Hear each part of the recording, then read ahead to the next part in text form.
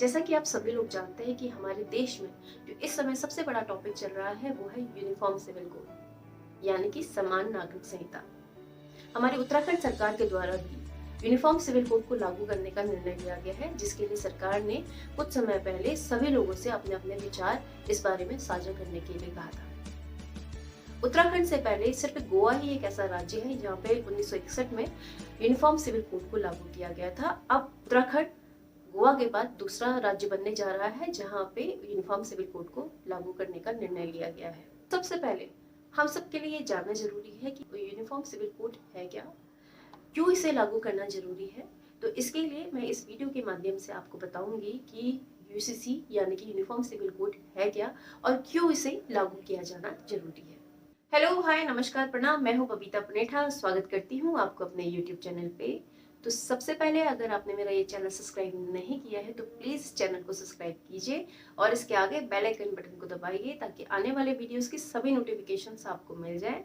और अगर भी ये वीडियो आपको पसंद आता है तो प्लीज इसे लाइक कीजिए और अधिक से अधिक इसे शेयर कीजिए ताकि इस वीडियो की इन्फॉर्मेशन ज्यादा से ज्यादा लोगों तक पहुंच पाए। तो आइए अब हम बात करते हैं यूसीसी यानी कि यूनिफॉर्म सिविल कोड। भारत में दो तरीके के लॉज होते हैं।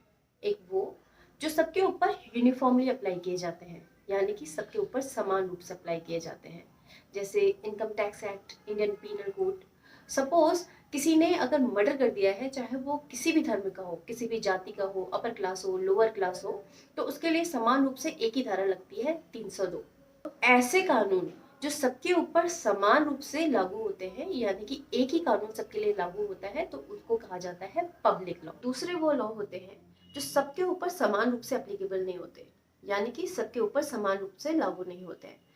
वो एक पर्टिकुलर कम्युनिटी के लिए बनाए जाते हैं, जैसे कि जिनको हम पर्सनल लॉ भी कहते हैं, जैसे कि हिंदू पर्सनल लॉ है, मुस्लिम पर्सनल लॉ है।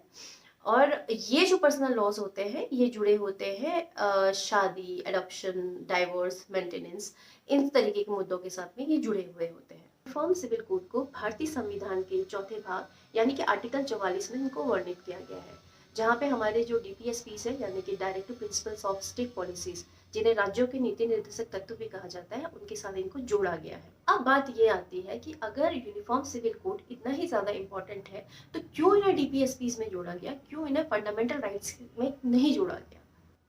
तो ये जानने के लिए हम थोड़ा सा पीछे जाते हैं। जिस समय भारतीय संविधान का निर्माण हो रहा था तो उस समय जो कॉन्स्टिट्यूएंट असेंबली के लोग थे तो उनके आपस में जो भी इस बारे में विचार थे, सभी लोगों ने अपने अपने विचार इसमें रखे थे और सब लोग चाहते थे कि यूनिफॉर्म सिविल कोड को जो है वो लागू कर दिया जाए।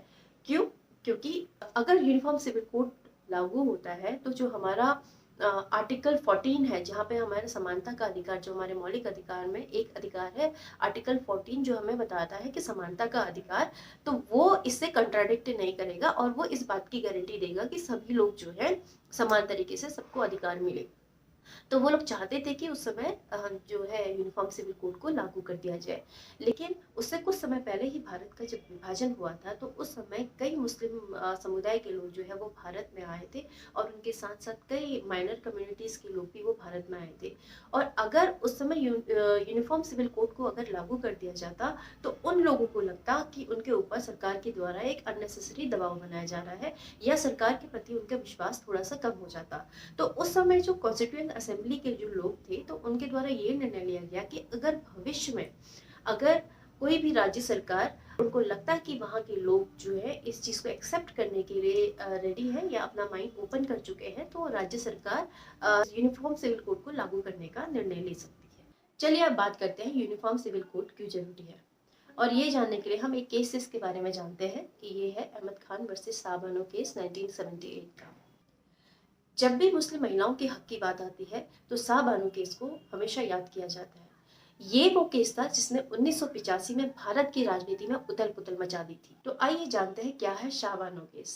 शाह बानो एक मुस्लिम कम्युनिटी की महिला थी जिनका विवाह इंदौर के एक बहुत ही रिनाउंड लॉयर अहमद खान के साथ में हुआ था। शादी के 14-15 साल के बाद में अहमद खान ने दूसरी शादी की, लेकिन शाह बानो जी तब तक अपने पति के घर भी ही रहती थी। शादी के करीब 40 साल के बाद 1975 में शाह बानो जी की जो शादी हुई थी 1932 में हुई थी। 1975 में अचानक से उनके पति ने उनको बोला कि अब तुम दूसरे घर में अलग हमसे रहने लगो। और इसके एवज में मैं तुम्हें 200 रुपये हर मंथ तुम्हारा गुजारा भत्ता दिया करूंगा। तो शाह बानो जी तैयार हो गई और वो दूसरे घर पे रहने लगी। 1978 तक जो है ये सिलसिला चलता रहा और हर महीने उनको 200 रुपये जो है गुजारा भत्ता मिलता रहा। 1978 में अचानक से वो गुजारा भत्ता मिलना बंद हो गया। तो शाह बानो जी अब बहुत ज़्यादा परेशान हो गई। तो इसके लिए उन्होंने अपने लॉयर से बात करी।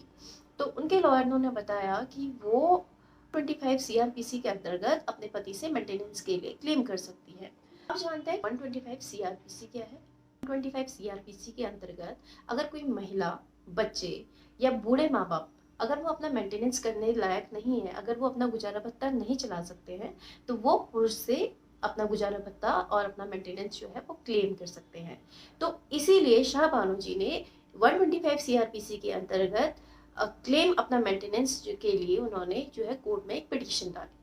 तो सबसे पहले ये जो पिटीशन जो उन्होंने डाली थी वो जो वहाँ की जो लोअर कोर्ट थी वहाँ पर ये पिटीशन डाली गई, जहाँ पे दोनों लोगों की जो है हियरिंग हुई। और वहाँ पे जो जो उनके लोअर कोर्ट का जो डिसीजन आया वो शाह बानो जी के फेवर में आया, क्योंकि जो 125 CRPC की जो धारा है वो सबके लिए समान रूप से लागू होती है। उसमें कहीं पर भी ये मेंशन नहीं था कि ये किसी भी कम्युनिटी के लिए अलग होगी, ये समान रूप से सबके लिए लागू होगी। तो शाह बानो जी वहाँ पर अपना केस जीत गई और जिसमें कोर्ट ने अहमद खान जी से कहा कि आपको हर महीने 25 रुपीज जो है शाह बानो जी को मेंटेनेंस के रूप में, उनके गुजारे भत्ते के रूप में देना पड़ेगा। कोर्ट के इस फैसले से जो है अहमद खान जी बहुत ज़्यादा नाराज हो गए थे। वो इसलिए नहीं कि उनको 25 रुपये मेंटेनेंस जो है शाह बानो जी को देनी पड़ रही थी, क्योंकि वो एक बहुत ही बड़े लॉयर थे और बहुत अमीर लॉयर थे, तो 25 रुपये उनके लिए कोई इतना मायने नहीं रखता था। लेकिन उन्होंने इसको अपने पर्सनल लॉ के खिलाफ समझा। तो इस मामले की सुनवाई के लिए उन्होंने हाईकोर्ट में अपनी पिटीशन डाली। लेकिन शाह बानो हाईकोर्ट में ये मामला जीत चुकी थी और अंत में ये मामला सुप्रीम कोर्ट तक गया। 1985 में सुप्रीम कोर्ट ने ये निर्णय लिया और अहमद खान को ये आदेशित किया कि धारा 125 CRPC के अंदर उन्होंने शाह बानो को गुजारा भत्ता देना होगा। और जैसे ही सुप्रीम कोर्ट का ये निर्णय आया तो मुस्लिम धर्मगुरु नाराज हो गए। उन्होंने सुप्रीम कोर्ट के इस फैसले के खिलाफ विरोध प्रदर्शन करना शुरू कर दिया। भारत में धर्म के नाम पर प्रदर्शन होने शुरू हो गए थे।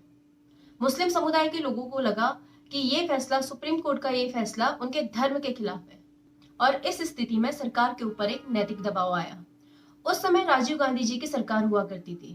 राजीव गांधी जी ने मुस्लिम धर्मगुरुओं के कहने पर तुरंत एक कानून बनाया जिसका नाम था मुस्लिम महिला तलाक पर संरक्षण अधिकार अधिनियम 1986।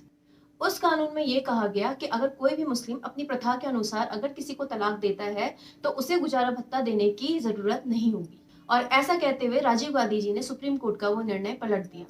सुप्रीम कोर्ट का ये निर्णय पलटते ही धर्मगुरु तो राजीव गांधी जी से खुश हो गए, लेकिन भारत की जनता उनसे नाराज हो गई, महिलाएं उनसे नाराज हो गई, क्योंकि तब तक कई महिलाएं जो इस तरीके की समस्या से जूझ रही थी वो शाह बानो केस से अपने आप को कनेक्ट करने लगी थी और वो शाह बानो के साथ हो गई थी।